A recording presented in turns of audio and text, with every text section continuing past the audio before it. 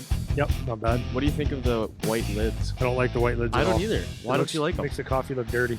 That is literally. I was just thinking of that when I was walking out here. Yeah. That's my exact reason. I Yeah. was like, maybe it's a contrast, but no, it's dirty. Yeah, You get little splats on it, and it's like yeah, not good. yeah. I don't like it, especially we've been used to the dark lids for so long. I know. I think it looks better. Yeah, I don't know why like they're. the dark lids Yeah. are better. Yeah, 100%. Why are they trying to reinvent the wheel? I don't know. Me It's neither. only some spots that do that. I don't get that everywhere. Oh, really? Yeah. Do you remember when they used to have the flat, thin ones? Yeah, Worst lid of all time. they were. They were terrible. Cut your lip. Yeah. Always spill, not stay People on. were bitching though when those lids came out. If people have you got a reason Oh to yeah. bitch. Oh yeah.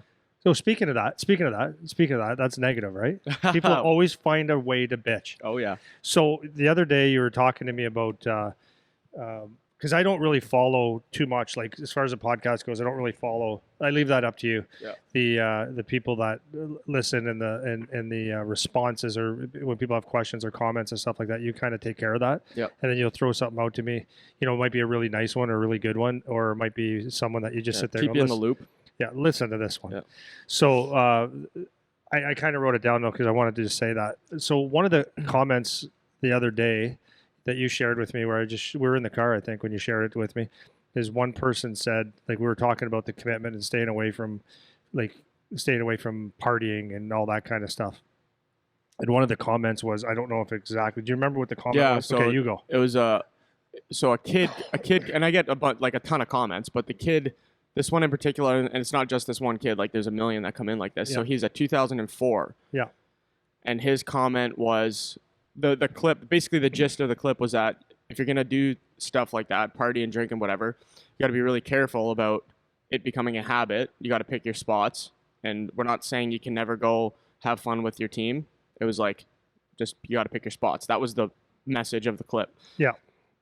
And he said, 2004, said all the So pro, we're talking 17 years old. yeah, all the pro hockey players watching this and laughing right now because all they do is train, play, and drink. That was the comment was the that comment. this kid left. Yeah. So to be really clear, like negative comments don't really bother me at all. Like, because I grew up since 4 years old being a hockey player, and people are always telling you can't do that. Yeah. You should make sure that you go to school. No one makes the NHL, all that kind of stuff. But a comment like that is, like, again, I don't really care, but it's just kind of funny because I want people to understand the point of this. Like, first of all, let's remove hockey from the situation. If you're trying to live, like, the podcast is about being your best. It's about achieving the best you can. I'm not talking about some dude that, you know, is a below average hockey player and doesn't have a real focus on becoming a junior or a pro, getting their school paid for, getting some results out of hockey. So anyways, remove from hockey. If you wanted to have a pretty good life, the advice that I would give to you is the exact same advice, is pick your spots when you're going out. Yeah, 100%. So if you said, well, if you could use that comparison and said, well, all successful people do is they work and they party. Well, that's not true. It's just not true. Right? I always say success leaves clues. And yeah, so let's put it back into hockey. Now, when some kids get to junior and above, you can turn 18, 19 in Canada, and I think you're allowed to drink. And obviously, anything older than that, you're allowed to drink. So if I was a 19-year-old kid and I wanted to enjoy a beer or a couple beers or have a night where I could say, you know what, I don't have a whole bunch going on the next couple days. If I'm going to have a little bit of fun, tonight would be the night. That is acceptable. Is it optimal for performance? No. But it's acceptable, and it happens 100%. And we were never saying that hockey players or pro hockey players never go out and have a beer. Yeah. That's kind of the Right. point. But that's number one. What we're really focusing on is kids that are trying to make it. If you want to last, you have to have an optimal lifestyle. Yeah. So that comment in itself is kind of funny because, excuse me, first of all, I've trained around 100 NHL hockey players, and in the OHL, like in college, like way more, over yeah. that. And the bottom line is that's not what they do. Yeah. They don't just play hockey, train, and drink or party their ass off. Now, if we went back to 1975 to 1990, it was probably a little bit more common that younger guys used to get brought out to drink, and guys used to drink a little bit more because fitness and the competitiveness and how good you had to be a high achieving hockey player to go somewhere. I mean, we didn't have necessarily Russians coming over all the time and Czechs and people from all over the world competing for the same spots. So, and the workouts weren't quite as good, but the people are so conditioned now that you actually have to be in great shape, because you'll see guys falling off real fast if they don't. The performance can't be there. Now, if you talk to the people that I hang out with that play in the NHL, it's very, very few and far between. And I'll just take it a step further because I have kids. And my kids, one of the arguments were when they were growing up, not Charlie so much because he's young, but I have a 26-year-old and a 24-year-old, I think. There's something like that in there, whatever. So when they were going through their teenage years, their first comment all the time would be, well, you did it. And the actual truth is, no, I didn't. And I got to tell you why. Because there was times when I did have a couple of beers, but I was focused on being a hockey player. But even if I wanted to be, if I wanted to drink, my days consisted of just like any other hockey player. You're so busy being a hockey player and finishing hockey games at 10 o'clock, 11 o'clock at night on Thursday nights, Friday nights, Saturday nights, Sunday nights, that you don't have the time. Yeah. So raising my kids, when they would come to that argument, I would explain that to them. I said, no, I had curfew. I had to be in at 10 o'clock at night. Minimum. And my weekends were on the bus or with my hockey team and with coaches, and they certainly didn't allow you to go out and party. Yeah. So it's just nonsense. Yeah. So just to be real clear on that point, it's like, are there people that do it? 100%. That's the way life is. But if you are looking at the league or the OHL, college, or whatever as a whole, the focus is becoming if you don't, you're not going to last if you do that. And we're talking about, some people could probably get away with it, and we're talking about, like you said, that small 1% guy that can just do whatever they want because they're going to be good enough. But the average guy, or the majority of the players, don't have the opportunity to go out there and party because they'll be out of the league so fast. Yeah. I mean, kids are growing up now, coming from all over the world, and instead of drinking beer, they're eating kale salad.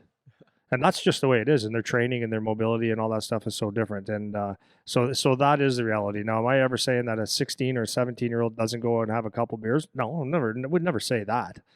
Well, that's not what we said either. That's not what we said. Yeah, exactly. So you can throw that in context too. Well, so my thing was, I just laugh at these comments because you get these kids that come on and they want to talk and like whatever. It's a social media thing, and like whatever. That's why I never check it. Yeah. So and that's why it doesn't actually bother us. It's just funny to read because.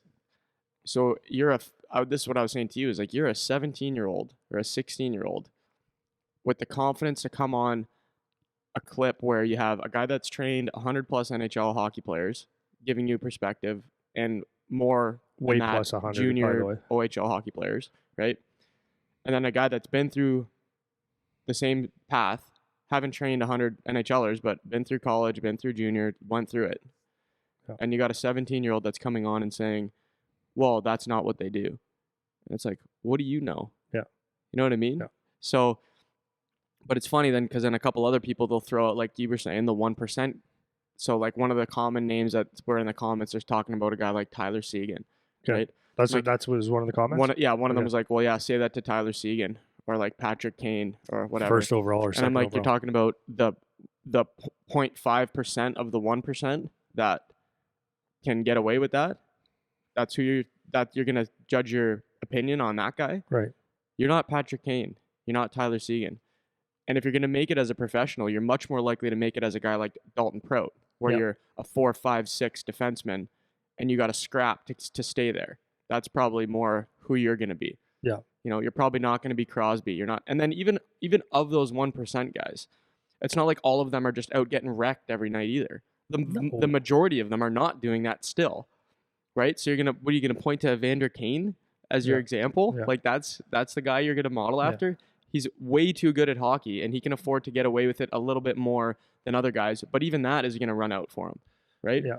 So it's just funny, like the lack of perspective. So we have a lot of young kids that are listening to this, and you need to understand, like, we're not just saying like rainbow and sunshine stories for you guys to try to get you, like, this is the reality. And as soon as we see some of these professional guys that you've trained, as soon as they get off, and it doesn't even have to be booze. Like we had the one guy up there that he kept going golfing and missing his workouts. Yep. And that was the end of his career. Yep. See you later. Yeah. Because you're not training in the summertime, right? Yeah. Like, it's too good. So it's just funny to watch some of these comments, and we talked about before, like the being a beauty thing and all that. And some of these kids that comment, they play junior hockey. And it's like, yeah, this is why you won't progress. Like, this is why. It's this attitude that will be the reason why 99% of you guys don't move on. And that is what the statistic is. It's a funnel, right? Yeah. And when you go to make the next jump, if you're all hopped up and you think you made it because you played junior and you get to wear a jacket and go on the bus for the weekend, you're not making nothing, man. Well, so and when you said that a lot of this podcast, a lot of younger kids listen to it, that's true. But we also have a lot of junior and some pro guys that listen to this as well. And so and the message has to be clear, because this is not about, I mean, imagine if our podcast was about, we gave advice of, like, in being sincere, like, yeah, just go and have fun and just enjoy it and get drunk and who cares? Like, that's the way it is. I mean, it doesn't even make sense. Makes no sense, yeah. But having said that, you were saying, what you made me think about is, do you remember about maybe a month ago, we've had two guys in here that were very, very high draft picks in the OHL. Very high. Like, I'm not going to say how high, because it would reveal who they are, and I don't want to say their names, but very, very high draft picks. And they were talking to my son and Jerv about one of their billets had a beer fridge, and he can just go in there anytime he wants. And so that one guy didn't have the best work ethic. Like, he doesn't really know how to do a workout. Hard work. My idea of hard work and his idea of hard work were two different things. Yeah. So he gave my son that advice and Jerv that advice, and you just went up to them right after and said, yeah, that's why he's not playing in the NHL, because he doesn't get it. Yeah. He just thought that he could just be good enough. Yeah. And there was the other one that had a similar thing, not with the booze, just didn't do the work that he had to do. Yeah. And you're going to find out real fast, or very quickly, that that you have to be on top of your game, unless you're Evander or Patrick Kane or Tyler Seguin, and they get away with it. You make this point all the time, is like, today's your easiest day. Yeah. Right? Like, tomorrow isn't easier than today. So, like, for some of these guys, these really, really high picks that we had in here, it's like they maybe got there and think they made it. Like, I'm here. I made it. It's like, no, you're in the OHL. You're not a professional yet. No. And the other point I wanted to make about it too is that there's a difference between trying to make it and then what your habits are when you're there, you know? Yeah. And so the point that we were making was that if you want to make it, you can't afford to have this as a habit that you're into, because you won't make it. Yeah. Once you're there, if you're a grown adult and you've been playing 5 years of professional and you pick your spots a little bit more, and now we're talking about the behaviors of adults that are professional hockey players, that's not exactly the same thing. You know, maybe you have a contract for 6 years and you know that, okay, I got 6 years that I'm going to be for sure playing. And maybe for the first 2 years, you loosen up a little bit. And then once your contract year comes around, you start to tighten it right back up again, right? Yeah. And that would be a difference when you're in that professional position now. Yeah. But that's not what we're talking about. And the other thing that I would say is, and you're very familiar with this, is that when someone asks me a question about hockey, if it's a dad or if it's a kid, I answer the question as if it's my own son every single time. Yeah. So if someone says, hey, should I play here? Should I do this? I'm like, okay. I qualify that. I said, well, if it's my son, this is what I would do. And you could look at what I do with my son, and you'll get the same answer based on how, like, what's best for, if that was my kid at the time. So when I'm doing the podcast, I know that there's players out there that maybe don't know me or know you, but they watch the podcast to, gets a little bit of advice. And I wouldn't be very proud of myself if I told them anything other than what I would tell my son. Mm-hmm. Do you know what I mean? So that's the advice I'm giving him. So if I've never once told my son, yes, it's good to go drink some beer. Never once. Never once. And I know that might sound, but he's going to. I go, maybe he will. Yeah. And It's not the point. Hopefully, he has a beer or two once in a while in his life, but not right now. But to me, it's not acceptable if he wants to go on this path. Yep. So the advice that I would give to anybody listening, if you want to achieve, if you want to be to get as high as you can in this game and stay there, is that you have to literally pick your spots. And sometimes it's not the most popular thing, but honestly, the thing to me is, again, as if you're my son listening to this thing, I'd be sitting there going, you have a choice. You have a choice. Absolutely. You can think you've arrived and just float along and get in the coach's bad books and get caught or just not perform as well as you could, or you could dial it in and be the best actual hockey player you can be in every aspect, and it actually takes all aspects of it. So if going out to have 5 beers on a Friday night, or I know that's not a lot of beers, but it's 5 or 10 beers on a Friday night, is what you think is going to help you get to the NHL. I'm sorry, it's not. Mm-hmm. Right. And the other thing that people can get caught on is, like you said, the habits. Like, so the one guy on our wall was just thought he was good enough. He played in the NHL and played good 4 or 5 years, well, and then he had to go to Europe. But he just couldn't get himself to the gym consistently because golf was more important to him than actually training. And was he good? Yep, but it just caught up to him. It just caught up to him. And once it did catch up to him, there was no way back. And instead of making $3 million a year, he was making 150,000 or 300,000. Yeah. And that's a big difference, man. Huge. So the question is that do you want to take that chance and not make the money and not have the career, or do you want to go and have a good time on a Friday night at Johnny's freaking bar? Well, and then the issue with him in particular, the thing that some kids would say if they see a guy like we're talking about and he's going golfing and not at his workouts and whatever, they say, well, look, and even if it's not golf, it could just be whatever distraction, partying, whatever. Yeah. It could be, they would look and say, well, look, he does it, but in 4 or 5 years, like, he's done. So it's like, did that actually work out for him? Like, is that lasting to you? Does that mean that's okay to do because he played for 4 years? Yeah. It's like, no, most guys, they want to make it. They want to have a career. They want to play for 10, 12, 15. They want to play for that length of time. Another example I was going to give was we were talking about Jerv last week with Saginaw, 12th round pick. And he goes to camp and blows it up and signs because he was in here the whole summer doing the work. And from his perspective, 12th rounder, he probably could have thought it would have been reasonable to assume, okay, well, I have a year to marinate before I really have a shot at making my OHL team. So, like, I can afford a weekend off here and there and take my time with it. I don't have to be too serious. Go golf this day, hang out with my buddies that day. But he didn't do that. And now, by the end of this year, like, think of the jump that he just made. So he was like Windsor AAA, playing at around the corner here. And now he's going to be playing in the most scouted development league in the world. Yeah. And every NHL scout is going to know who he is by the end of next year. Yeah. As a 12th rounder, because he just shut his pie hole, did the work, didn't let the stupid things get in the way. And now, the other day yesterday and today they're coming back, the 9th and 10th round picks that we have in here. Mm-hmm. We're saying, man, like, do you see what happened to Jerv? I'm so fired up seeing that now because we're 9th and 10th rounders. Like, we could do that. Yeah. And I'm like, yeah, you can. You stay dialed in for one more year and you'll be playing on the same stage. You stay dialed in for one more year, you're getting drafted in the NHL. You stay dialed in for a year after that, you're signing a contract. And it's like, you can keep building on that. Yeah. And for these guys like that make these comments that say that, like, that's the reason why you're not going to be the guys that make it, you know? Yeah. Well, so I was just thinking as you were saying that, one of the things you have to look at when you're a kid is that it comes down to, like, if a guy goes golfing and can still play hockey, he doesn't train that hard. Or the guy goes out in junior and he can go out and drink a few beers, or, has a lifestyle that isn't what we're talking about necessarily. One of the factors in that, it could be that player there could be, I'm not saying it always is, but it could be like, is a talented player.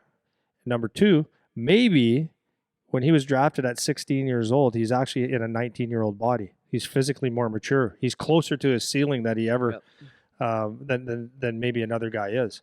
So if you're close to your ceiling, you're going to have a little bit of wiggle room, right? And physically mature. But the thing is, and then one thing it's harder to teach is someone that isn't willing to work. So now if you've got someone that's 18, 19 years old and is, still a pretty good junior and maybe even get drafted in the NHL, but has that lifestyle of not working his nuts off, and he's closer to his actual ceiling than and he doesn't even know it because it's always been somewhat easy for him. He can get away with things. that's something. And then all of a sudden he falls off and you can't understand why he didn't make it. Well, number one, you didn't have the work ethic. Number two, you were messing around with like you thought you were good. But so what I want to say is like detach yourself and look at it from two different perspectives, not just your own. Okay, understand that there's a ton of work to do, and that the harder you work is just going to be better for you. And that if you learn how to work, then you'll learn how to you'll know what work is for the rest of your life. But detach yourself from your own brain and look at it from another perspective. Look at it as coaches and scouts. But let's say you're coach. Is it better to have your coach shaking his head at you sometimes and wanting you to give more? I don't think so. Is it better to frustrate your coach and in practices you just do it your way, or you do it like he wants you to go hard and you're going, good enough? And is it better to test him and go out on a Friday night or a Saturday night or sneak around when he actually doesn't want you? Is that better for you? It's not. So when you're looking at it, and this is not called ass kissing. This is called making sure you get your opportunities, and just being responsible to becoming a pro. And or is it better to work your ass off every shift, ask questions, work hard in practice, show up for workouts, keep yourself in shape. Don't test the scale, like the weight scale. Like if you're supposed to be 185, don't start pushing 190. Like all these little things add up, and the coach is watching. And it's not like some minor hockey coach that doesn't know anything. These guys have been around forever, and they're connected. Yep. Right, so they can see ceilings, and if you test that, your opportunities coming less and less. So when you go from a second line 18-year-old pushing, like that has potential, but you're pushing these limits, and all of a sudden you drop to the third line, that's on you. That's totally on you. You don't want to have that on you. And then the other thing is you want to think about the player that hasn't reached his ceiling or just has that work ethic, because he's coming behind you. Right. And that's what I told my son. I said, if you're whatever line you're on this year, fourth, maybe you sit out some games, maybe you're on the third, doesn't matter. Do it extremely, extremely well. Do everything well about it. That's everything. Create your good habits so that when your coach looks at you, he goes, okay, wow, this kid is dialed in. But number two, your next goal is to take the next spot. So if you're on third, shoot for second. I know you're buddies, but that's the spot you want. That's what you're always reaching a goal. And you don't get from third line to second line from, screwing off. Yeah. You do it by extreme hard work. It's a hard business. Well, and to your point, even if you think like all these kids commenting on the shit, just to go back to what you're talking about, if they're saying, yeah, well, these guys actually drink, you don't know what you're talking about, yada, yada. It's like, okay, does it do you any good to actually think that that's true? Right. Is that actually, like you said, is that actually good for you? Is it actually good for you to think that? So if you're, to use a more extreme example, you're talking about guys on the team, you miss practice, you miss a workout, you go out on a Friday night when you're not supposed to or whatever, or you just think you can, whenever you have a time to have a social hour, you need to take that social hour. Is that actually good for you? Like, is that something that's actually going to benefit you in any way? And the answer is no. You're going to go have fun, and the moment of going and being social will be enjoyable. Yeah. And it'll be fun to shoot the shit the next day about how fun the night was and all the stupid stuff that you guys did. Yeah. Because we all did that. We all had those stories on those nights that we did go out. Yeah. But that actually does you no good. There's nothing beneficial about that that's going to come to you for that. And by the end, you'll be the 20-year-old guy in the room that everyone knows is a scrub and blew it, because you were that super high pick and all of a sudden you're not panning out. Yeah. Well, the bottom line is you're going to have a Dalton Prout breathing down your neck. Oh, yeah. And he's coming, man. I've said this many times on the podcast, is that you're either passing someone or someone's passing you. You're either taking a job or someone's taking yours. And you want to be the guy that you're giving everything. Like, so Dalton, when he was playing, from junior to the American League to the NHL, he just scrapped his way through the whole time. He fought all the time, but I mean, he did things that a lot of people weren't willing to do. I mean, we talked to him, and I know it's real because his depth of knowledge of everything, and he had to figure things out on his own. Is how many guys, like, thinking here, this guy's playing professional hockey in the NHL, and we got 2 rice buckets sitting there, right? Sitting there that he gave to us, and those used to be his rice buckets. And those rice buckets were for when he was home, and we'd eat right and do mobility on his own outside of team time. And in commercials, he would do things like strengthen his forearms. So he'd get his hands in rice buckets in commercials and work so he would get grip strength and just be stronger. So that's who you're competing against. So I'm not worried about the guy that's drinking Yeah. or the guy that needs to have a good time. I'm worried about the guy. Like, I want to give it everything I have so that if you do pass me, if you do, which is going to be hard, or if you want to pass Dalton Prout or take his job, it's going to be real hard. Mm-hmm. And if you do, your freaking tongue's going to be hanging out. Yeah. You're going to be tired, right? So that's the attitude you want. That's Because there's a lot of Dalton Prouts out there. Yeah, and that's what the kids need to realize is you're not competing against Patrick Kane. You're competing against Dalton Prout because Patrick Kane has his job. Yeah. You know what I mean? You think you're going to go outwork Patrick Kane? Okay, you might, but he's just better. Yeah. You're not going to outwork a guy like Prouter. Like that's not. And there's going to be every team from the number 7 spot on forward on is like that. Yeah. And the number 5D on 4D on is like that. They're all husk because they're all grinding. Those are the interchangeables, right? Yeah. The bottom 6, the bottom 3, and the backup goalie. Those are the interchangeables, you know. Yeah. And do those you want to have a coach like Rod Brindamore? Yeah. Rod Brindamore, when he grew up, he was. I know they had to lock him out of the when he played at Michigan. They had to lock the gym out because he'd be in there all the time. Yeah. So he's coaching you. Do you think he's looking at someone that wants to piss around? Yeah. This guy's like dead serious. Yeah. Dead serious. Exactly. They say that he's still in better shape than most of the guys. That's your coach. Oh well, it was like He doesn't look at a guy that fluffs around well, like. I'm thinking of I like Drapes. this. When Drapes comes in here, Right. Guy's a specimen. Yep. He's been retired for 10 years. Yep. Or whatever. Yep. It's like these are the guys that you're working against, man. That's right. And so like you're not gonna do better than Crosby. Well, okay. Just speaking of Drapes, Yeah. Chris Draper. So him and I would go for dinners and stuff like that when I'd do some work for him in the States, and never had a beer. Yeah. Never. He drinks Mhm. once in a while, but he literally picks his spots. And so two things happen with that. He was a hardworking, very talented player, but very hardworking. The nutrition and the fitness kept him going. There's actually obviously a discipline there. He still works out every morning because he showed me some of his workouts and stuff.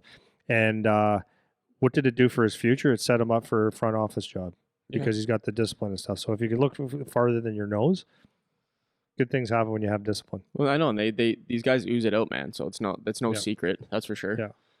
Do you want us to get into the questions here? Yeah, for sure. We're beating a dead horse now. Yeah. Okay, so we're just gonna finish up. So 2 weeks ago we did Q&A with a bunch of the kids that we trained, submitted some questions. So we got the back half of that we're gonna finish up today. And then we'll probably do another one of these again down the road. So people that want questions or want to ask questions can do that. So we're going to start with Noah. Okay. So Noah asks, how do you prepare yourself for something that could be beneficial for your hockey career? Examples would be junior camp tryout or showcase for scouts. What would you do? Junior camp, tryout. Yeah, so he's basically asking if you know that something big's coming up, whether it's a camp, a showcase, or whatever. What are some of like the key things you need to do to prepare? And he uses prepare pretty loosely. Like he doesn't specify like physically, mentally, like whatever. So take that however you want. Yeah. Okay. So number one is be yourself. Here's the problem, right? Is as soon as we start thinking, this is what we talked about with mental toughness. So number one is you do what you do on a daily basis. You work hard. You do all the things that you need to do. You work on your skill. You have a little bit of a framework of what makes you a good player. What are things you need to work on? You continue to work on those. Okay, that's number one. The biggest mistake that people make is that they emphasize an event bigger than what it actually is. You know what I mean? Totally agree. Yeah. So the answer to that question is that there's no big events. There's no such thing because they're all the same. You need to play hockey not the same way. How am I saying this? You have to do what you do on a regular basis. Where we get in trouble is where we actually think that something's more important or bigger. Here's the bottom line. Every time you step on the ice, someone is watching you, right? So if you choose not to have a great practice, that's on you. If you choose not to have a big game because you're only playing a fourth place team in a 5-league division, that's on you. Everything's a big game. You just have to get used to that. Everything's big. Your practice, your workouts, your nutrition, everything's big. So, but I understand the question because sometimes you only have one opportunity to show. So but here's the thing with it's just simply mental toughness. If we start putting like what happens is if we start saying there's one tryout to make this team and we start making it bigger than it is, then we start acting and doing things differently, right? So what that does is it creates anxiety, and anxiety in the form of trying to perform, and it's anxiety because you're thinking too much in the future. What if I need to play great, and you put a pressure on yourself when all you're ever doing is just doing what you do on a daily basis. So if it's a tournament, I've said this to people and this is for parents and coaches. One of the mistakes they make a lot of the time is if there's a tournament or something coming up, is they'll start telling the kids, okay, we got a big tournament here. You got to play well. These guys are good. Make sure you get your rest. You start doing things differently, start thinking it differently. And then all of a sudden there's more anxiety on the player, but this one's a big one. They're all big. They're all big. Yeah. So what we have to learn, we've said it before, but I guess it's a great thing to understand, is that you have to just do what you do and perform when you need to perform, and that's just what we call living in the moment, being present, right? So that's why having the same routines, on day after day, getting ready for hockey before the game, the warm ups and all that stuff. Your routines need to be the same, and then all you can do is control what you can control, and all you can control when you're on the ice is when you're on the ice, your habits. So that's why it's very important to have good habits and have, I always talk about three to five things that quantify what makes you have a good shift, and you do it hard. So if you're a ham and egger, it's all the grind work, the back checking, the getting pucks out, getting to the net. Those little habits make the big things happen. Yeah. So my comment to that is just do your job on the ice. Get off the ice and go through your couple of things and just refocus to make sure that you perform. Because performance goes down when you create too much anxiety. Yeah. And that's what the question is, in my opinion, is anxiety. It's you're creating anxiety for yourself. There's no such thing as a big game. Yeah, I like that a lot. That's treat it the same. Yep. I like that. So treat everything like it's the same, and branching, because I agree totally. That's exactly what I would have said as my answer.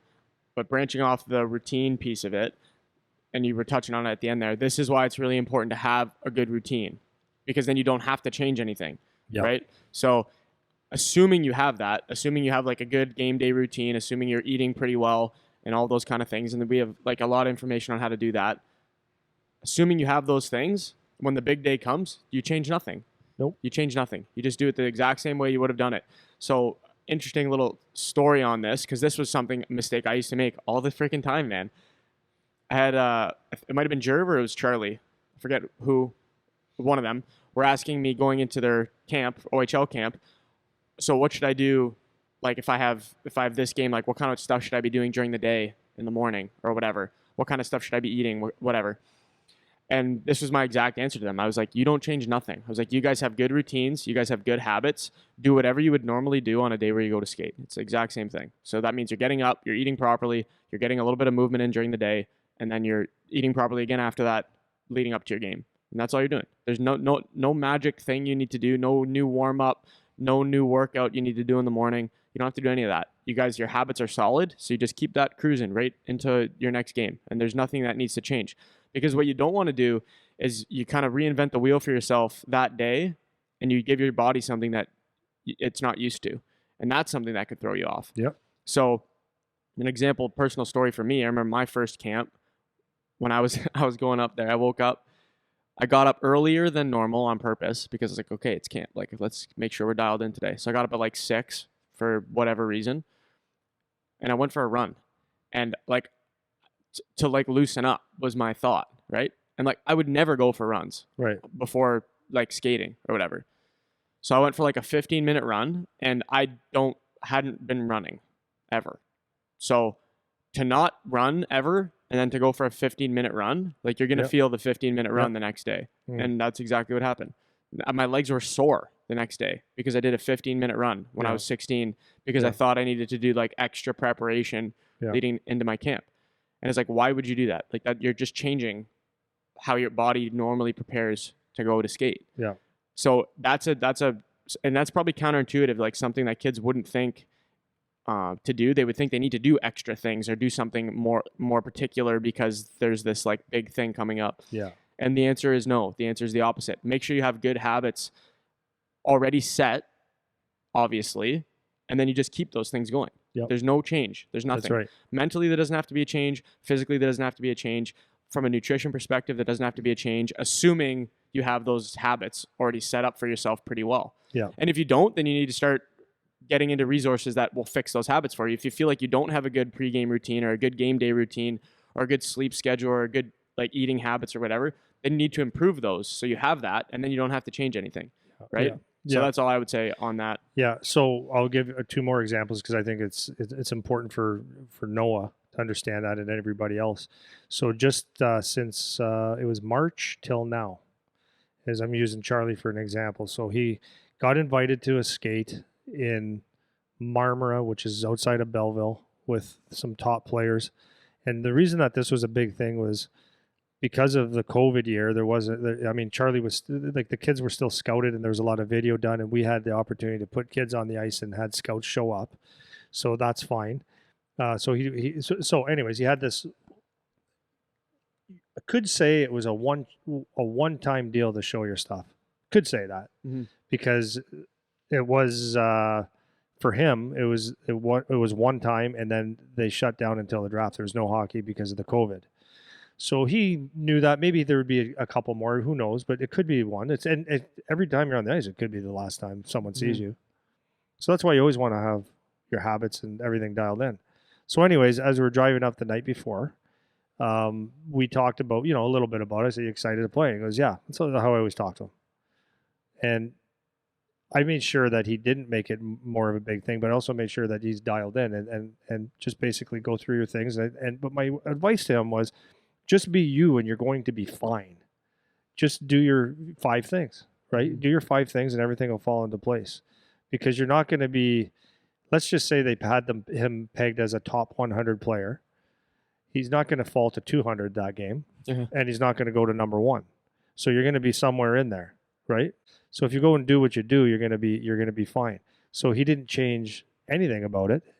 He was a little nervous because he knew every scout in the OHL was going to be there, plus, right, the GMs, plus coaches and stuff. Yeah. And I guess the place was full of just pure scouts. So if he was worried about what the Kingston scout would thought, or all these scouts now I have to play good. No, you have to play good all the time like you always do. The rink is the rink. And everything inside that glass is the only thing you can control for your habits. So all the other stuff is just, it's there all the time anyways. But the first point of that is they already have a clue who you are. They already do, right? So just do your thing. And that game was like, yeah, that's what it did. It worked out really well. Yep. But he didn't change anything different. Didn't score 8 goals. He just did what he normally did, and the people like what they like. They saw what they saw, and they saw what they saw before. The second thing was when he went to Guelph for the camp this year. He and I said this a couple podcasts ago. Sorry to repeat it, but it's important to answer this question. Is that I saw this the minute that he stepped on the ice for the first scrimmage that he wasn't going to have his game. And the reason is he was hanging around with some of the guys. That's not a bad thing. That was a great thing. They're beauties. But he got maybe, I don't want to say comfortable, but he got, now that they knew him, or maybe he was uncomfortable because they're older and they've been in the league, and the way he does things isn't exactly the way they did things. And then if he did something differently than what the norm is there, then maybe he would stick out in not a cool way. Mm-hmm. So I saw in his warm-up on the ice that he didn't do his normal thing. And then I could almost see his body language saying, okay, I got to do something to fit in.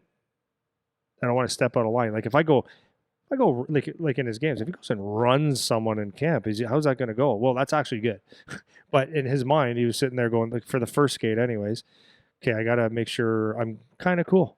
So he was right out of his routine, and he didn't play his game. And he knew it, and I knew it, and it was a 2-second talk. That was all it was, because he said it to me, and I said, yeah, you're out of routine. You didn't do what you do.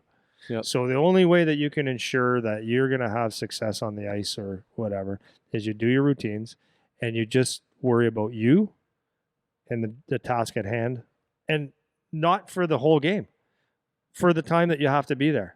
Yep. Right? So when you go to the bench, you get allowed to breathe.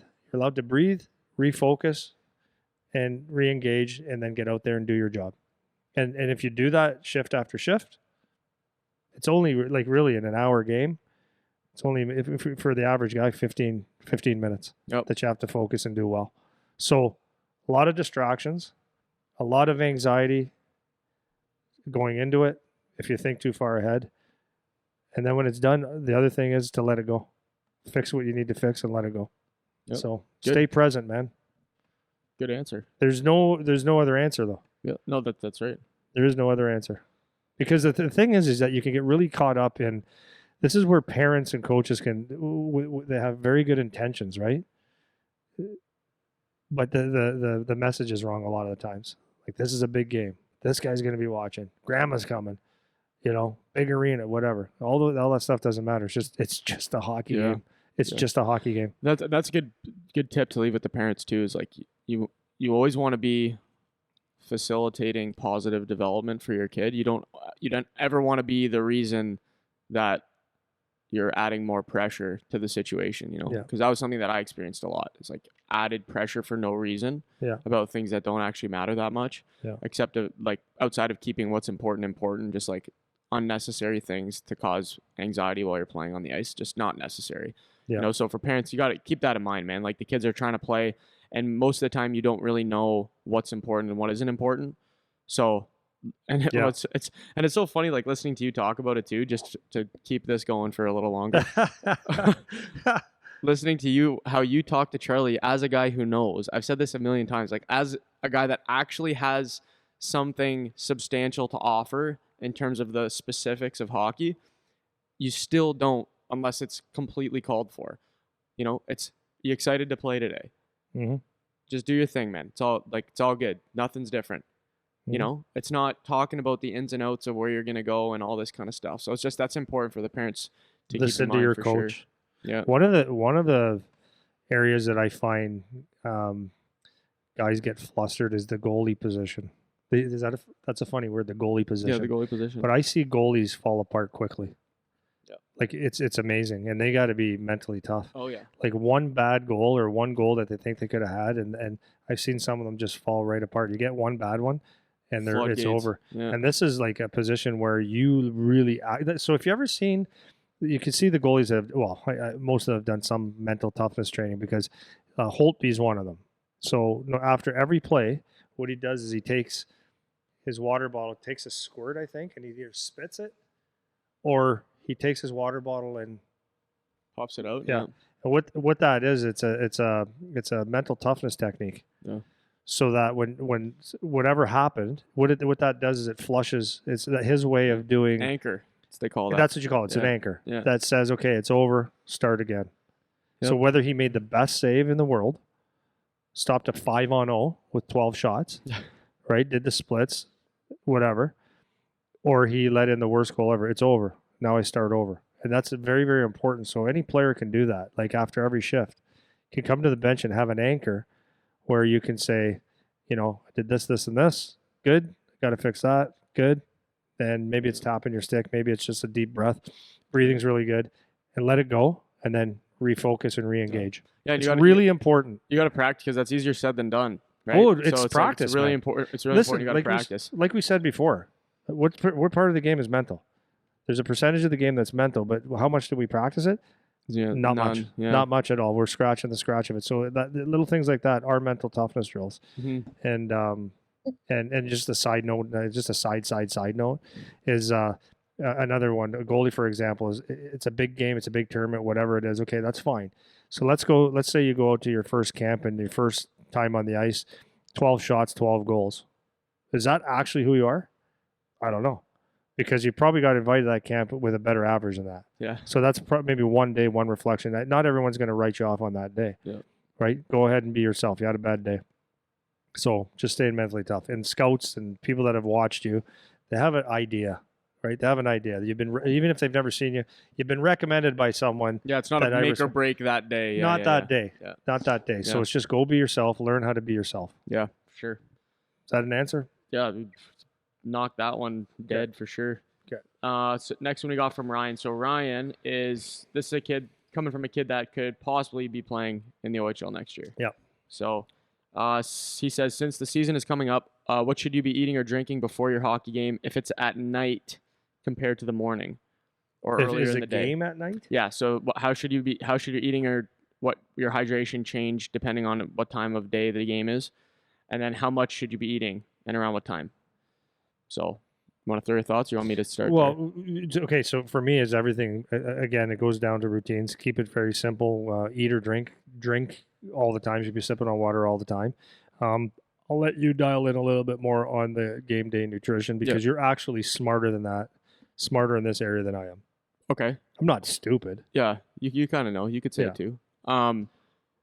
So let's say you have a night game. So the key, okay, so a couple principles. We've talked about this before, but the key on your game day is you want to be light. So that from a nutrition perspective, you want to feel light. So a lot of guys they've gone into, and you go into games and you feel like you got the mud legs or cement legs, not good. So there's usually two reasons for that. One would be you didn't move that day yet, and the second reason is you ate stupid. So those are really the only two things. Assuming you're already in shape and like you're a good player and you've felt good legs on the ice before. If you're feeling cement legs, it's one of those two things. So we'll stick on the nutrition thing, obviously, for this question. So before your game, you want to err on the side of not enough food than too much food. Always. That's the principle. Because you can't undo too much, but you can always eat something if you don't have you enough. always have a little bit of a banana. Yeah, right? So you can always get quick sugars in you. So we did the whole episode on nutrition, which would be really beneficial for you guys to go back and listen to. And it's not that every single thing, because like I'm not an expert on nutrition, you're not an expert on nutrition. We know some things, and it's just a baseline to get you guys started. It's not like everything is gospel or whatever, but they're just some ideas to get guys started on what they can do. So that's a good thing to listen to for that. So real quick, when you're eating on your game day, you want to eat things that you digest well. So that means things that aren't going to upset your stomach or make you have a gas attack or be on the toilet for 10 minutes 5 times that day. Like these are things we want to avoid, generally speaking. Yeah. And then the other thing is you want things that will digest quickly. So things that aren't going to just sit in your stomach for hours and hours. So that means like lower fat typically. Mm-hmm. So you want to be focused on like carbohydrates and protein on the day that you're playing. Now, the trick with the carbohydrates is people think this is like an older way of thinking about things, and I'm sure you can talk about this from when you played, is you got to like carb load. You need to have like a lot of pasta, a bunch of rice, a bunch of whatever, because you need to have the energy for your game. So like the carb load thing isn't really necessary. You want to eat carbs and protein, but it's always moderate. Like we're talking moderate everything for the whole day, nice and light. If you're going to do a little bit heavier eating, it would be like the day before you want to do that. Because on the game day, if you're eating a whole bunch of carbs, you're going to want to take a nap, man. Yeah. Right? So that's not what you want. So you got to the general principles are going to be keep it light and focus more protein, carbohydrate, and things that are going to digest easily. So that's in brief, that's it. So now when it comes to the time, it doesn't really matter because you want to have a bigger meal. Let's say your game is at 7 o'clock, your bigger meal will be around like 2. And it shouldn't be much later than that because then you can start to run into problems where you're not digested until your game. So a good place to start is around like 2 o'clock for a bigger pregame meal. Yeah. And then if you need something before your game, you can have a snack of some sort before you guys actually go out to play. And that could be just a quicker sugar type thing just to like take the edge off the hunger more or less. If you play earlier in the day, if you're playing at like an afternoon game or something at 2 o'clock, I think these guys are playing junior, so they won't have a lot of morning games necessarily anymore.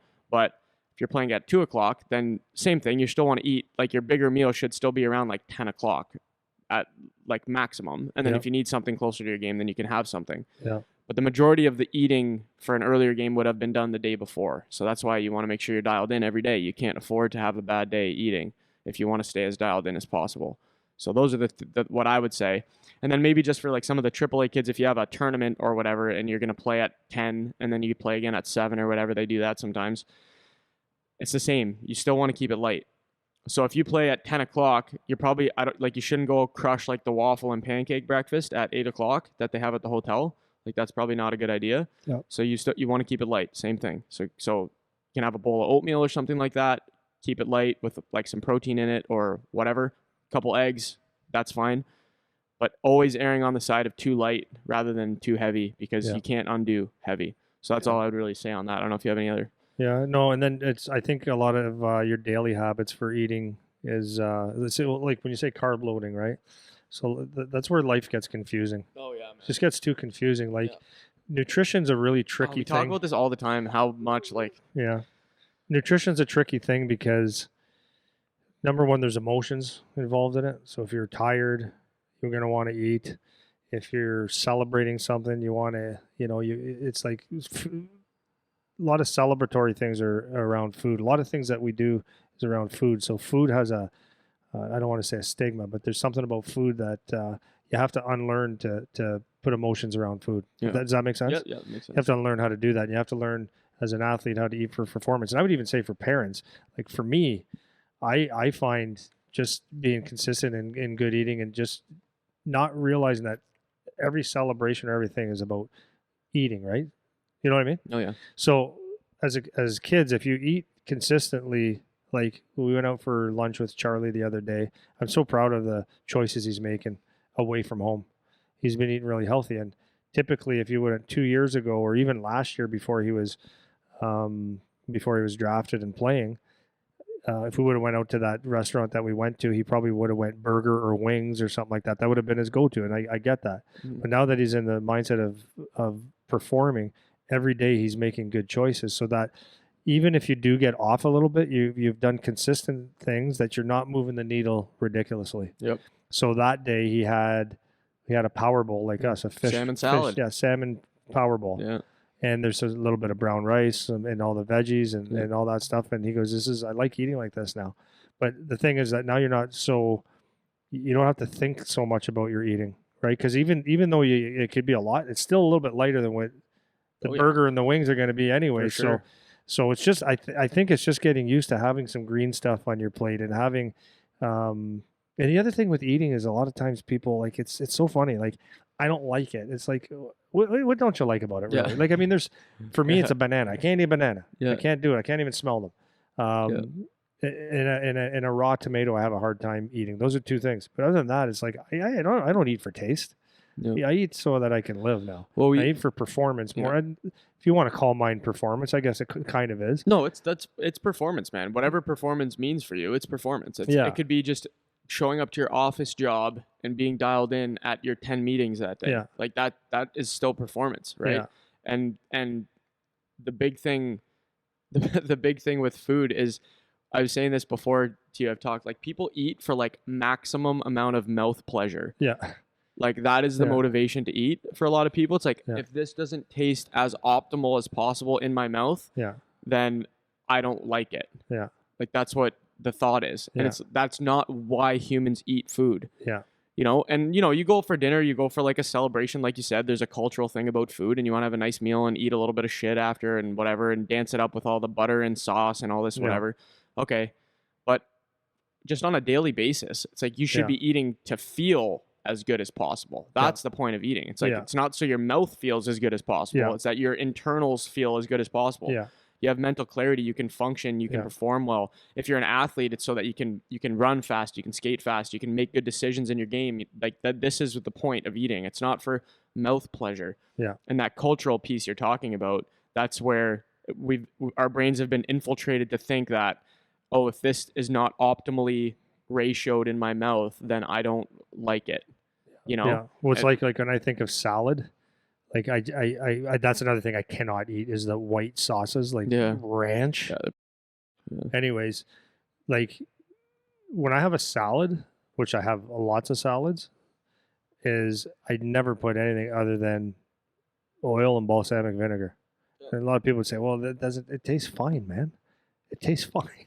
I don't know how good a salad's supposed to taste. It tastes fine. And like, there's vegetables. Yeah. There's my proteins in there and stuff. It's fine. Yeah. I don't need to have ranch to make it taste like, now you're making it a dessert or but it make it something else. Or you don't have to. Anyways, it's a tricky thing. So the bottom line is, to go to your point or to add to your point would be, I would make sure that you get in the habit of, like you said earlier, what do you have for breakfast in the morning? It's a decent breakfast. Is it oatmeal and eggs or whatever? That's fine. Keep that fairly consistent. Have a decent lunch, but eat your healthy foods most of the time. And then if you get off a little bit, you ate a little bit too much, it's not going to be the end of the world too much. Yep. If you eat a little bit less, as you said, have a banana or have a Cliff Bar. Have a toast. Have a piece of toast. Shake, have the old Sidney Crosby peanut butter and jelly before the game, whatever, and you're going to be fine. You're going to be fine. You're not starving. Yeah, I could talk about that forever. Yeah. Oh, actually, last piece on this, just on the hydration, real quick.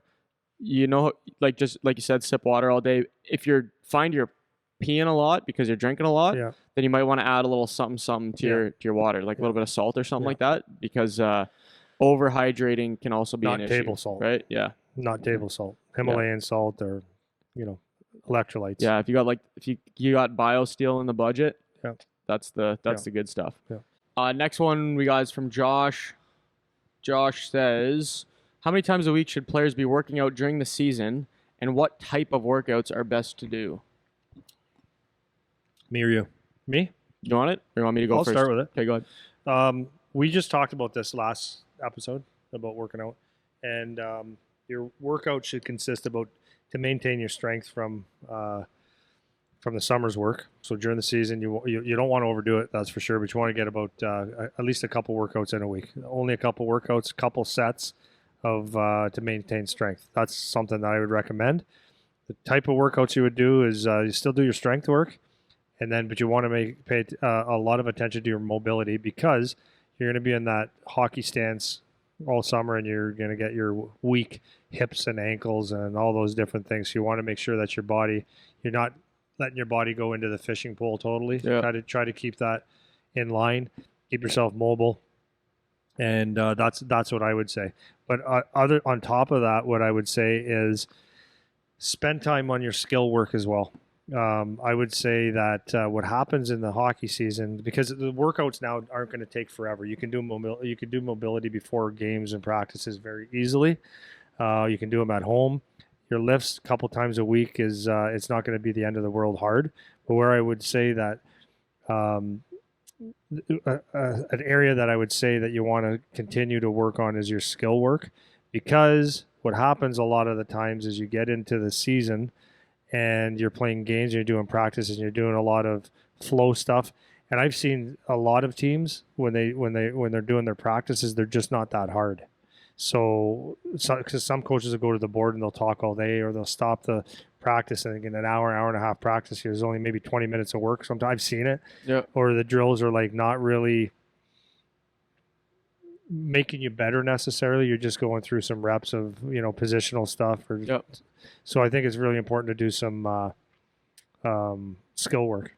I'm going to back up 1 second. The other thing I would say to do, though, is like a little thing you can do that'll never hurt you, is like what I was talking about Dalton earlier, is work the forearms so that you have some strength in your forearms, right? That'll incrementally help your shot and your grip strength, so that's a good thing.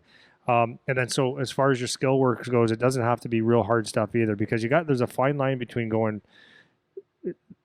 volume of skates and volumes of workouts, and then doing skill work that's just mindless hard stuff.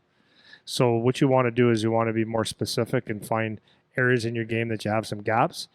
So I would say with most people during the year, they do less stick handling than they would in the summertime. So I would make sure that you get into some habits of getting into some good stick handling movements.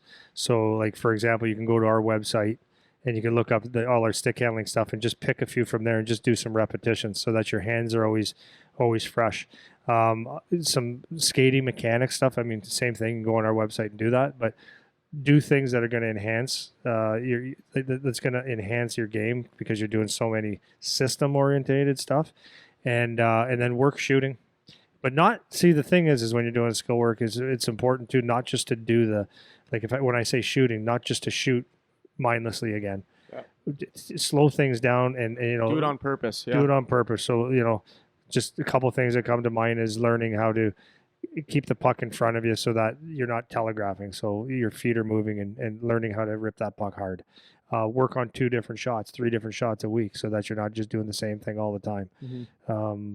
Taking pass off of bad angles or rims or whatever it is. But skill work, I would say, is something that's very, very important on top of the amount of workouts that you do. Yeah. Now, having said all that, sometimes it can sound overwhelming. Like, how much time do you actually have? It takes time. It does. You got to put some time into it, but it's not crazy.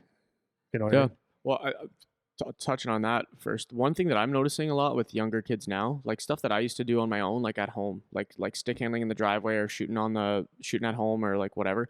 I'm finding kids aren't really doing that a whole lot anymore, and I think that's goes to your point. In the summer, it's not as much of a problem because you're doing all these camps and on the ice and whatever. But then during the season, that's actually an issue because everything's team focused, you know. So even if a couple times a week, you just do what you can. If you don't have access to an ice rink outside of your team practice, Right. just do what you can at home. Stick handling in the driveway, in the garage, on the road, shoot pucks at home the best you can. Like work on little things, whatever those gaps are in your game. Find a way to do something that are at home with what you have, right? Yep. If you're not good at picking up pucks off the wall, like put a bunch against the curb on the road and just practice Yep. picking them up. Like there's a bunch of stuff you can do at home, and that's like the skill work shouldn't stop in the season. And this is another thing I remember for myself personally. I would always come out of the gates and during the season. Yeah. I'd do your camp at the end of summer, and then I'd be in the season firing. And then 2-3 months into the summer, it would just start to go down. You mean in the 2 or Or 3 months in the season? in the season, it Yeah. would start to just go downhill after that. And there's a lot of reasons for that, but one of the reasons was that I wasn't in that like dialed in, intentional, smart, hardworking environment of how it was at your camp. Yeah. And you want to try to recreate that for yourself away from the rink when you're at home as best you can. And obviously it's not optimal most of the time. You have to figure out ways to do things that you would just be easier to have on the ice, but too bad, right? Find a way a couple times a week. I remember being in high school. I remember the schedule. You have time. You have time to do it. You got an hour after school. You have an hour before dinner. You have an hour after dinner where you can work on stuff. And if you do it intentionally, like you don't have to be out there all day either. And if you love hockey, you'll probably want to anyways. Yeah. But it's not that you need to be out there your whole life doing. It's an hour of intentional practice is better than 4 hours of mindless nothing. You know, Big time. so that's a really important thing. I'm glad you were pointing that out. And then before I go to the workout thing, quick, did you want to throw anything else in there? Well, I could talk forever about skill development, but and I won't right now. But Yeah. no, because I can. I can Yeah, go no, I know you forever on can. I know that. you can. But I'll leave it on this. Is one of the best pieces of advice. I love when someone has good advice and it's not me for my son or for my son, because all the other kids pretty much listen to me or they try to. But his agent, first time he ever really spoke to him, he said, "Charlie, if you want to be a hockey player," he goes, "what are you doing that other people aren't doing? Like if you want to be a hockey player." He goes, and he gave him examples. He goes, "Do you get up maybe half an hour early to do push-ups or squats or shoot pucks, read something that's going to make you a better person?" Because when you come home from school, what are your habits? Do you go and watch TV? Do you get something good in your system? Do you go shoot pucks? Do you go for a run? Do you do stick handling? Do you shoot 1,000 pucks a week? He goes, like, what do you do? He goes, because that's going to be the big separator. And like we said last week, when you do these things, you don't notice on day 1 or day 2 or day 20 sometimes. But these are little wins. They're mental wins and they're physical wins. And what you do over a long period of time is who you are.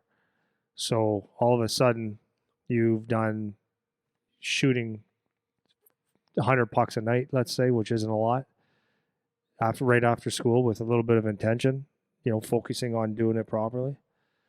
And then the next thing you know, it's 6 months later, as we talked about with Jerv, when it hit. All of a sudden, everyone goes, "Wow, can you shoot?" Or your confidence goes way up, and then you realize it's just those little habits that happen. Mm-hmm. And I would say the same thing for the fitness.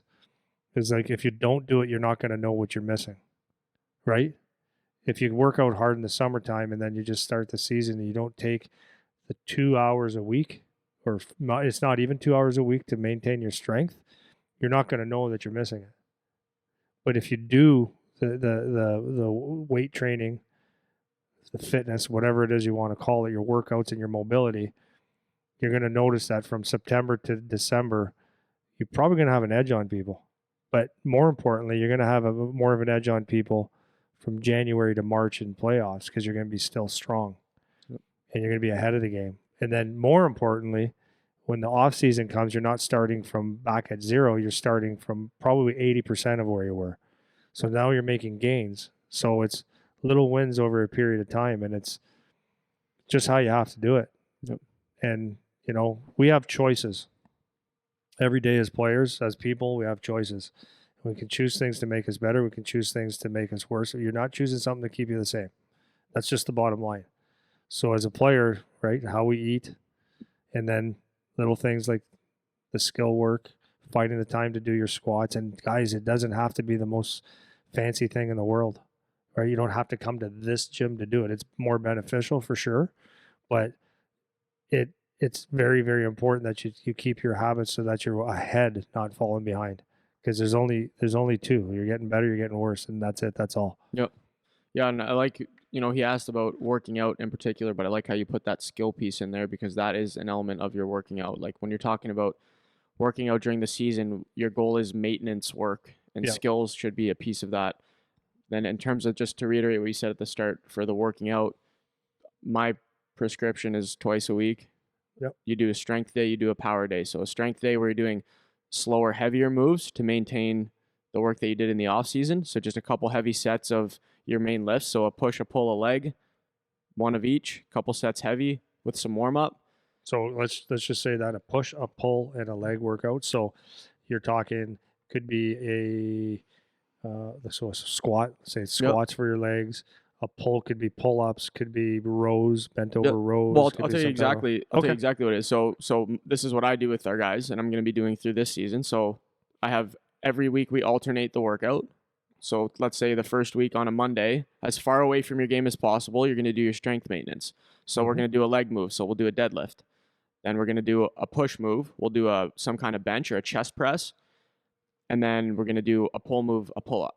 Okay. So we'll do a couple sets to warm up, and then 2 heavy sets of each for like sets of 4, let's say, just 2. With good rest periods in between. Yeah, good rest, good full rest in between. So the 4 reps, but it's 4, like it's 4. You could maybe get 5 if you really gut it out, but you're getting towards failure by rep 4. So that's the strength piece. And then the other day, which would be as close to your game as possible, we would do more of like a power day. So let's say you play on a Friday. This I would do on a Thursday.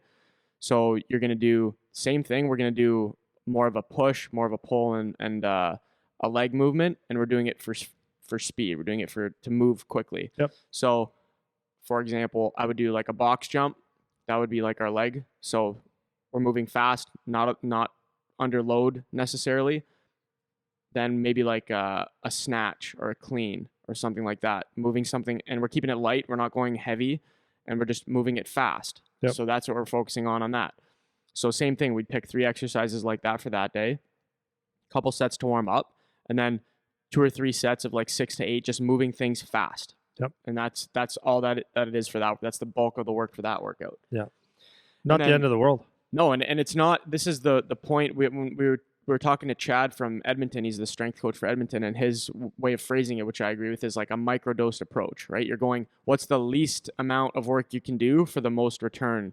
Because you don't want to break yourself down further. Yeah. And this gets into the conversation about like the less is more idea when you're in season in terms of gym work. And for the young guys, it's not as much of an issue because a lot of them still need to develop the work ethic, and you don't want to err on the side of not enough work before you've developed the work ethic, right? So for a lot of the guys we had here in the summer, like the OHL guys, the draft guys, I got to pull them back. Like I got to try to convince them not to do more now, which I would rather that, you know, 100%. Then it's pulling teeth to get a guy to come to the gym for a workout, you know? So twice a week, you're doing a strength day, you're doing a power day. So I laid out the strength day for you. The power day would be same thing like I just said.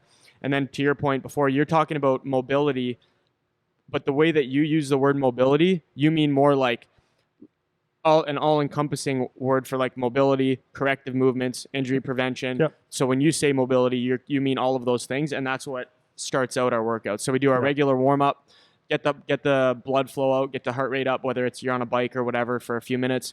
Then we do our dynamic thing the same, and then we get into that corrective stuff where we're working on like movement quality, good structure, and trying to undo like overuse stuff. So for hockey players, it's always bad shoulders, bad hips, because we're overused, our posture starts to curl up, and we're trying to undo all of that. Yeah. And then you get into either your strength or power work, depending on the day.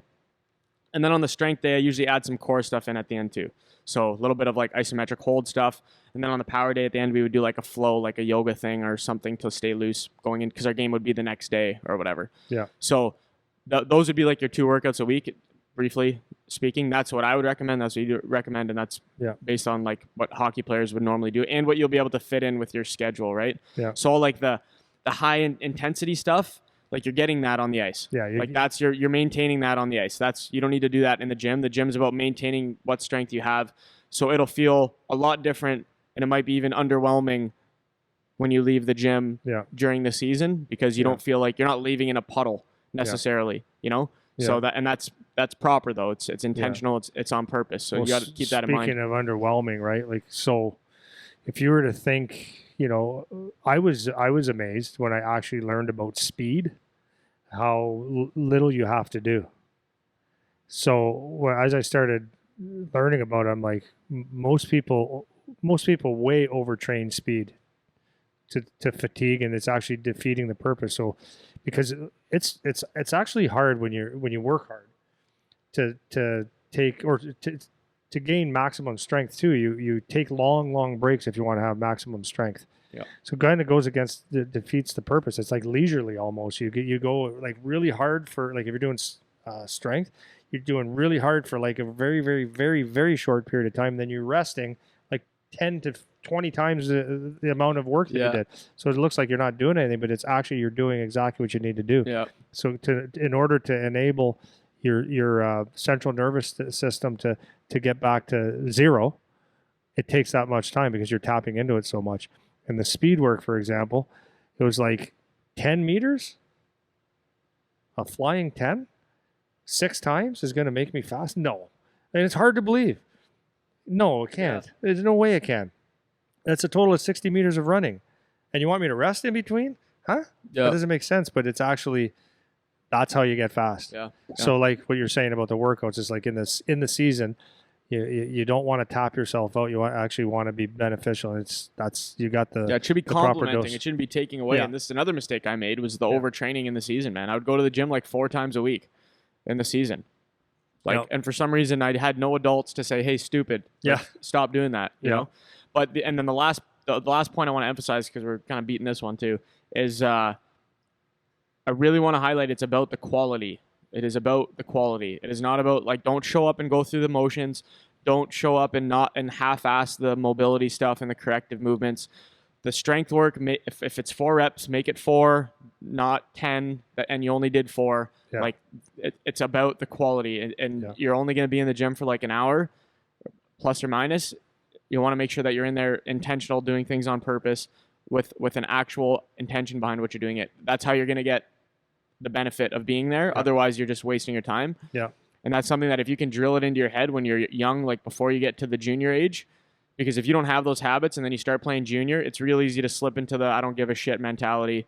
And then it's hard for any trainer to deal with you, because now you're 18 years old and you think you know everything and whatever. Yeah. You know what I mean? Yeah. So keep the quality piece in mind. Yeah, 100%. Quality all the time. So the last 3 here, a little bit of repetitive, but we're wrapping up anyway. So Griffin asks, what's a good pregame meal? Go into detail about how long before. Also, a good postgame meal. So we just touch. I'll just touch this one quick. So again, go back and listen to the episode we did on nutrition. We like really, really dig into all this stuff, and it would be really helpful for you guys to listen to that. Real quick, pregame meal. Like I said in the previous question, you want to, let's say you have a 7 o'clock game, you want to eat around like 2 o'clock. Right? So this is 4 or 5 hours before your game. That's when you have your bigger meal. And then if you need something else before your game, then you can have something else.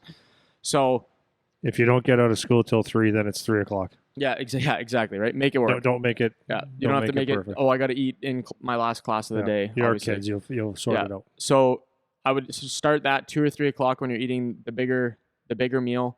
And again, we're focusing on protein and we're focusing on carbs. So something like chicken with a potato with some cooked vegetables, everything that digests well and won't put you on the toilet for a while.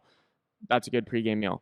You could have a piece of like leaner fish, like a white fish, not like salmon. Like salmon is a lot more fatty, so that'll be harder to digest. Like a white fish with some white rice or brown rice or something like that with cooked vegetables. Again, that's a good pregame meal. Perfect. Doesn't have to be too much. Doesn't have to be crazy. You shouldn't feel like you're super full after. You should feel light. Not like you're going to explode. You want to make sure you can digest, and then you're drinking water, right? Like we said before, if you can put some electrolytes in it or salt or whatever, if you have access to that, then that would be a smart move. So that's what I'd say for a pregame meal. Postgame meal, now you're trying to replenish what you're doing. So again, we're going protein and carbs because we want to digest it quick to soak it up. So it would literally look very similar to what you had pregame, except you can add like a little more fat now because you don't have to worry about playing again later. So the only thing to keep in mind about that is if your game is at 7, you have to go to bed after. So the heavier meal you have before you go to bed, the harder it's going to be, the more it's going to affect your sleep, which is something to consider. So if you have a game the next day, so for Griffin's case, he'll play Friday, Saturday. So if you have a game Saturday, what's your Friday night meal should be like protein, carb again, but you don't want to go crazy apeshit eating because then you're not going to fall asleep for 4 hours, right? So that's something to keep in mind. And then all the other details are similar to what we said in the question before. So, but check out the episode we did on the nutrition. That would be really helpful. Yeah. Anything? No. Okay. No. Next one this is Big Jerv. What does he got here? During the season, what exercises or movements should I be doing on a daily basis?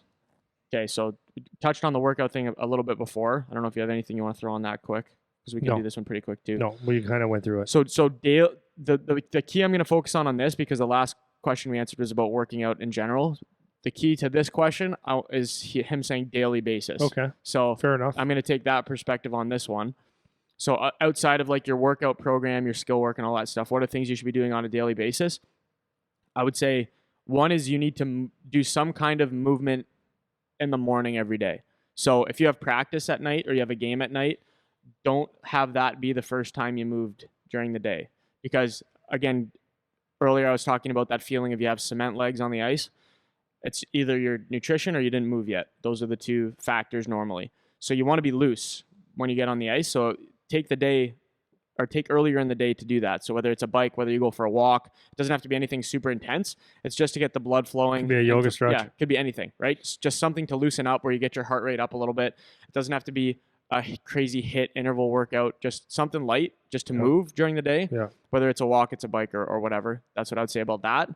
And then the other thing, this goes to something you have talked about a lot, is implementing some mobility stuff every day. Yeah. So that could be any kind of corrective moves, stretching, yoga flow, anything like that. So if you want to do a little combo thing every morning where you ride the bike for 15, 20 minutes and then you do a stretch after that, or you do a little like a 5-10 minute bike warm up, whatever, and then do a yoga thing for 20 minutes or whatever. Like those are two things that you can, and I would recommend if you have time for it or can make time for it, to do daily, because that's just going to help prevent yourself from getting injured, number one, and keep you nice and loose, number two, every day before you go to skate. I don't know if you have anything else on that. No, I like the mobility a lot. You'll always feel good if you do mobility.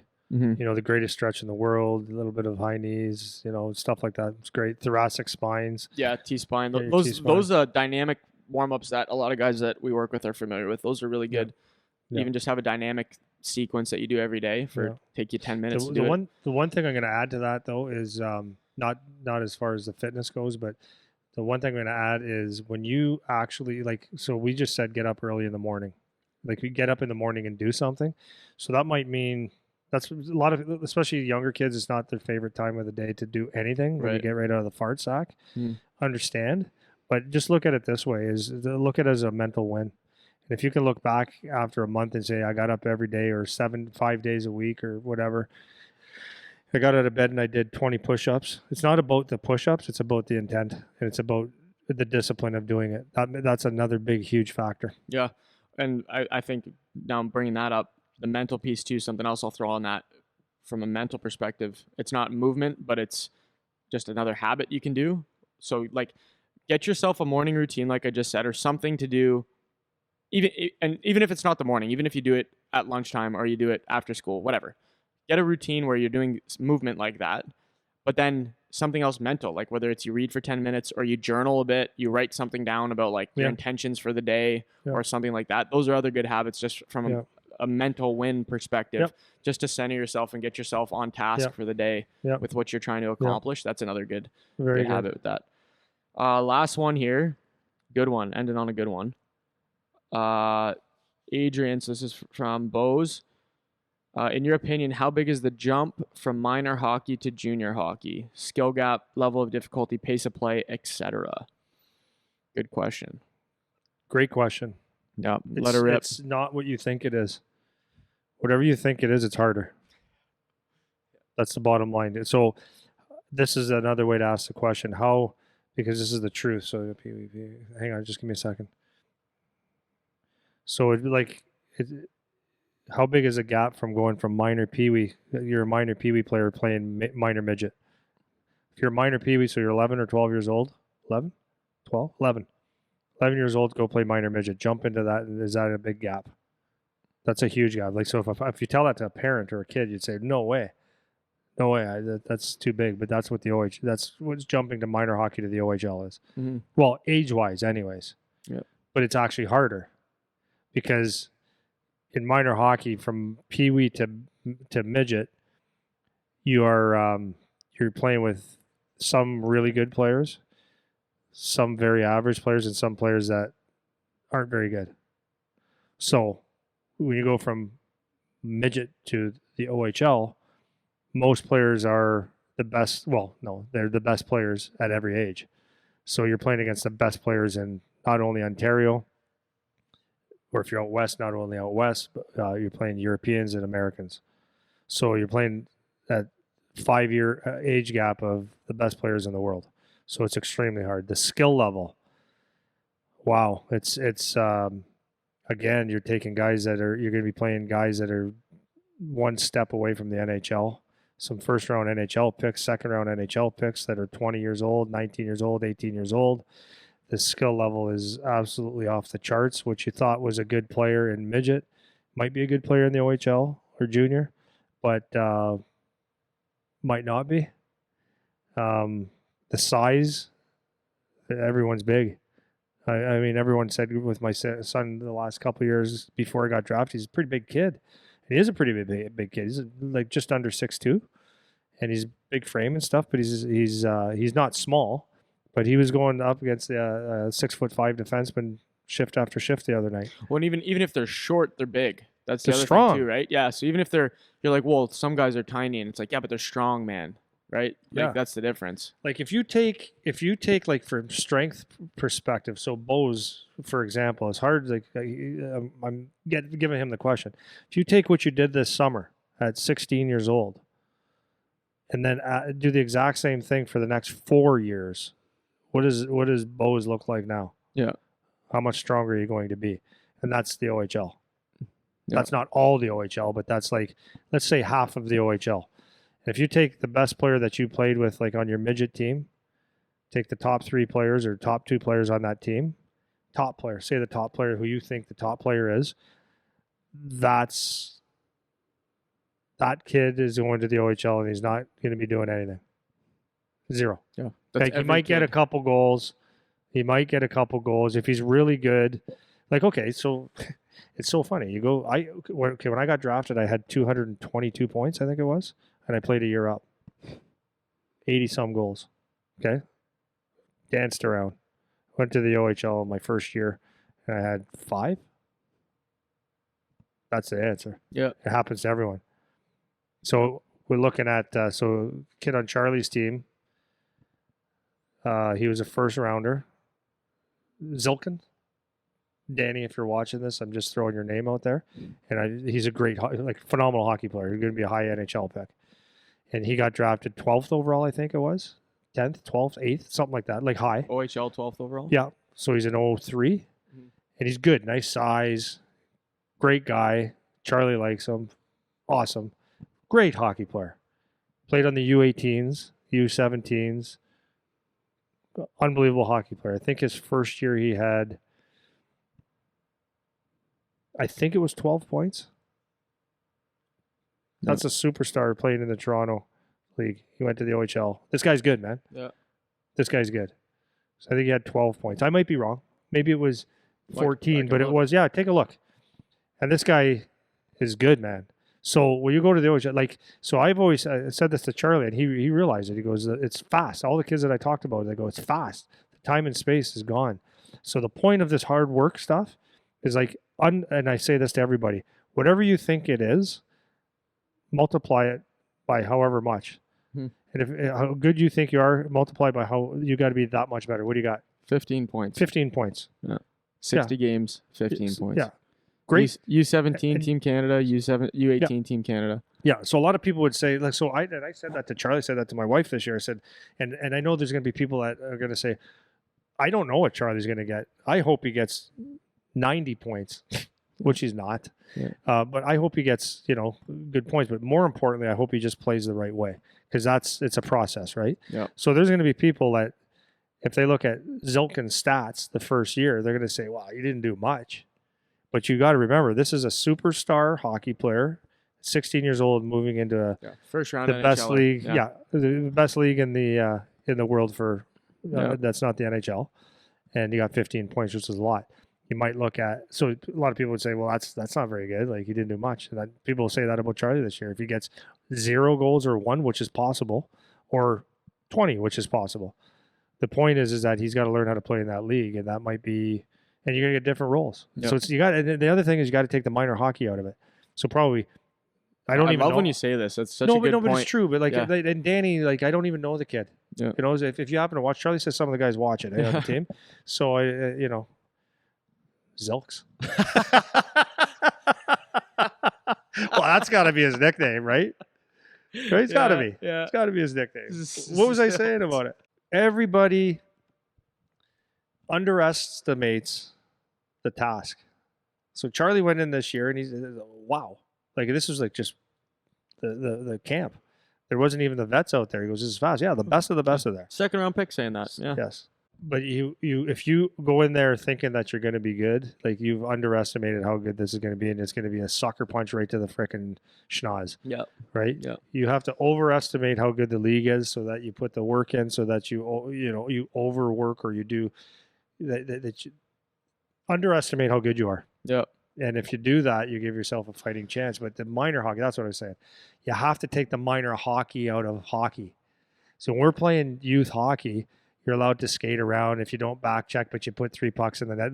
Half the time the coaches wouldn't even know the difference anyways. Yeah. Or what they're telling you is not even true. Or you could just say, yeah, coach, shut up. And you're going to do your own thing. And who's really going to say anything? But now you're going to a league where everybody's really good, and now there's roles. So taking the minor hockey out of it means you're going to have to back check properly. You're going to have to play a system properly. You're going to have to do a task. And what your mom and dad might think isn't very good, the coach is saying, perfect. We're getting somewhere. Yeah. Because this doesn't happen. You don't skate through the London Knights defensemen who are all 6'3", 6'4", and probably 5 of them are first round picks to the NHL. You don't dance through those guys. You don't and the back checking is harder than you've ever had. You got guys that work, man. Not only are they good, they work. So now your role of playing hockey is totally different than it was in minor hockey. So you have to lose the minor hockey. Yep. So you might be used to skating it in, but your coach is saying, I want a soft chip to this corner. And as you do it, I want you to hammer the D while you're doing it. That's your only job. And then you're staying at F3, whatever. Yep. I want you chipping pucks out. Like Charlie, I'm not going to say what Charlie has to do, but he's got 3 things. You do this, you do this, you do this. You take the minor hockey out, you learn how to play, and then you learn how to become a pro.